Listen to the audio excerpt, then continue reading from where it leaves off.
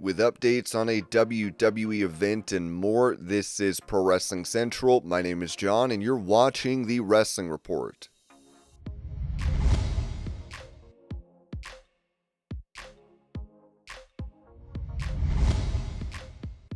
Taking a shot at Mick Foley's appearance on the Real Hulk Hogan documentary on Fox, former WWE and current AEW commentator Jim Ross noted on his Grilling JR podcast, Mick Foley was part of it. Mick looked rough. I don't know why he didn't do something with his teeth. Somebody can say that's his gimmick. BS. Go to the dentist. I love Mick, but god dang, he was fully in character as Mankind, it seemed to me. Like, missing teeth, looking tired. He didn't look heavy, but he was missing some teeth, which distracted me.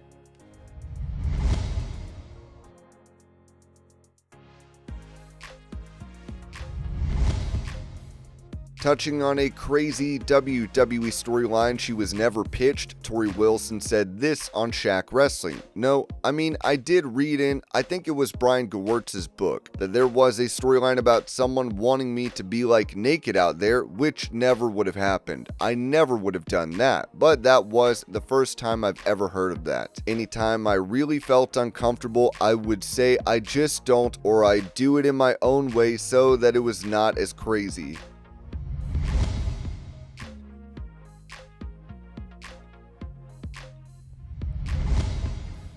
During that same interview, TORRIE Wilson recalled tension backstage in WWE early on in her career. That's an interesting way to put it. I definitely felt some of that, especially in the beginning, like Ivory, another person at Evolution that I joked with about being thrown into a bikini match with Stacy Keibler and I, and her going off on us in the ring. Like, we laugh about it now, but I was telling her how I totally understand her frustration because she's a wrestler, and we get hired and all of a sudden she's having to get in the ring in a bikini. I'm like, I'm sorry, right? I'm sorry, but also, like, I'm not going to turn down the opportunity that I have given to me, even if I don't have the wrestling skills. I didn't even know what my job really was going to be at that point, so I didn't know if I was going to be a wrestler or not, but I definitely felt some of that. I don't know that it was necessarily only from women that were wrestling. I think, you know, that business is just so hard because everyone's just fighting for that spot, and even the nicest people, they're fighting for their own spot, right? So there tends to be a little animosity no matter who you are because you're in a spot that they want.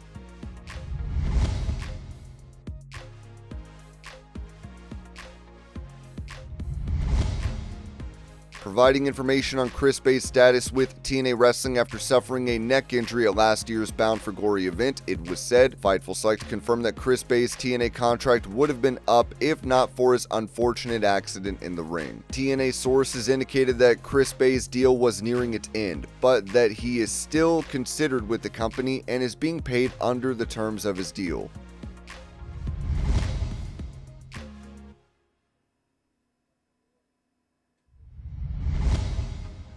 Breaking his silence on being replaced by Michelle McCool on the Undertaker's podcast, Matthew LYDA said this during an interview with Maven. Undertaker goes, I really want to talk to you about some stuff. I thought that he was going to tell me I'm done. I thought he was just going to be like, hey man, WWE, LFG, everything else, I'm done. You know, too much on my plate. He was like, hey, you know, the podcast is going to be taken over by WWE. We're moving in that direction. And I looked at him, I was like, so I'm assuming that this is the end of my run on this? And he goes, yeah, unfortunately. He and I talked for a little bit more. I go outside with him. He's at his truck. He just looked at me and goes, we good? I said, Mark, we said something a long time ago. We were at a hotel in Savannah, Georgia, and we shook hands and we said, if money ever comes in between us, we're going to shut the whole thing down. We're going to go to the woods and we're going to go hunting. And we'll forget about all of it. I helped create a channel and I helped create a podcast that has the WWE logo on it now. That's pretty damn cool, in my opinion.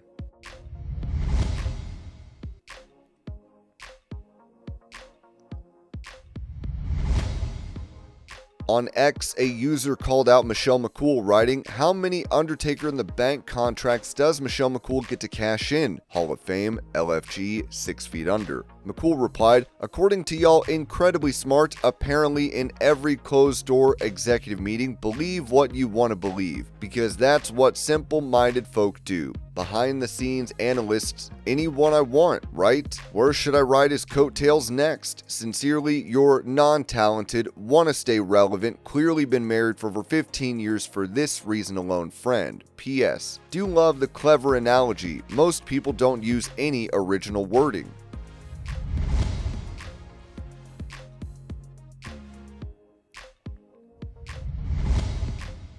Mentioning names in pro wrestling he would like to face before he retires, Jeff Hardy told the Outside the Ring podcast, "I kind of had a bucket list of who I want to wrestle in the future. I know MJF was in one of them from AEW, definitely Roman Reigns. I used to say that a lot. He's just such a superpower in the world of pro wrestling. Orange Cassidy, I never got to work with him, and he's just such a different breed as well. So yeah, MJF, Orange Cassidy, Roman Reigns. Cody Rhodes actually would be incredible because he's the biggest wrestler on planet Earth as we speak. As far as my solo dimension, I might have to say that a Roman Reigns match would be pretty epic for a last match. All those years he was a champion just took it to such a different level."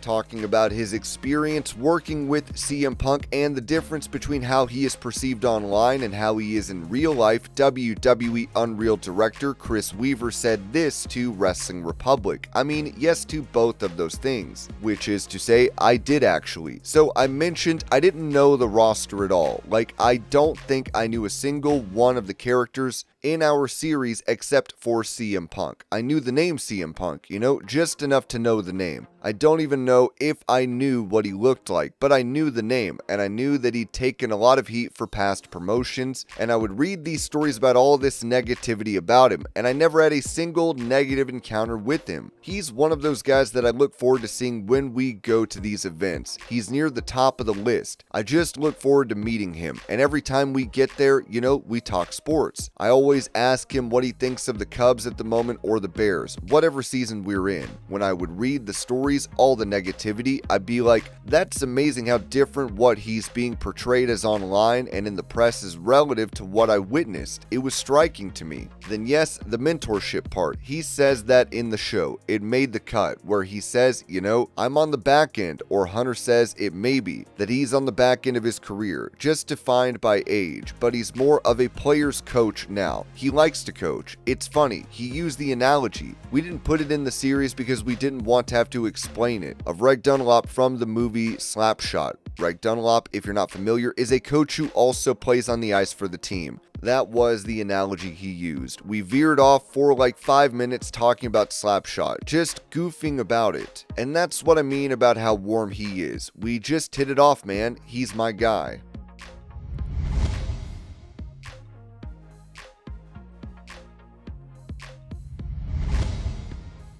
On social media, Charlotte Flair posted a photo with a man that was impersonating Justin Bieber. That post has now been deleted.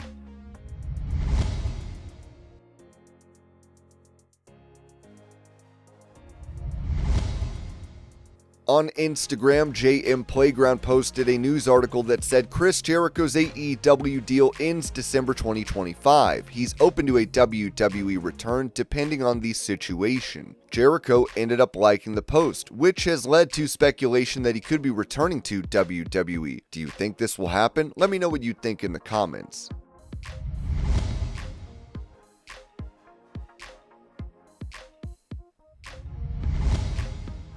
When it comes to information on an upcoming WWE PLE, Ringside News wrote that WWE's top secret premium live event for September 20th just got a name, and it's bringing a twist no one saw coming. According to WrestleVotes, the company is set to go all in on a throwback title for its new show. September 20th, it's a WrestlePalooza. But that's just the start. PW Insider previously reported that WWE's upcoming Indianapolis event could air on ESPN ESPN, despite the fact that the company's multi-year broadcast deal with the network isn't supposed to kick in until April 2026. There has been discussion within the broadcast industry over the last few days that the planned added WWE event for this September could end up being an extra, unique event that would air on ESPN. If true, this ESPN move would serve as a dry run for WWE's new broadcast era and potentially pull a major audience away from AEW. That same night, AEW is set to run All Out at Toronto Scotiabank Arena, marking what could be the first time a WWE main roster PLE directly competes with an AEW pay-per-view. So far, WWE's kept things under wraps, but this surprise September show, now likely confirmed as WrestlePalooza, may be the first of several curveballs as WWE prepares for its next phase of TV dominance.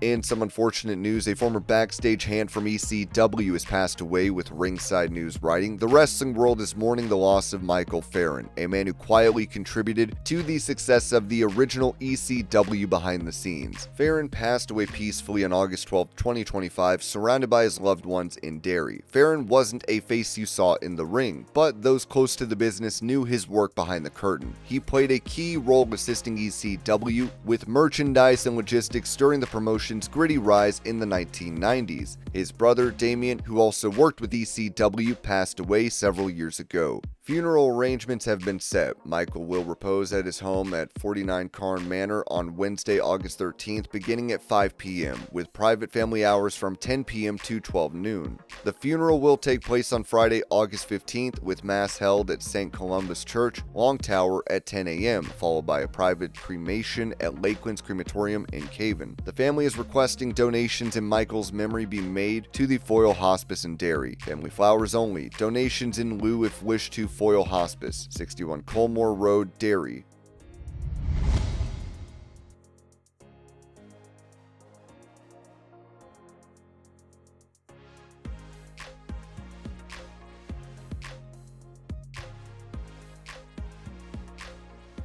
And this was your pro wrestling news update. I hope you're all having a great day. Thank you so much for watching, and I will see y'all later.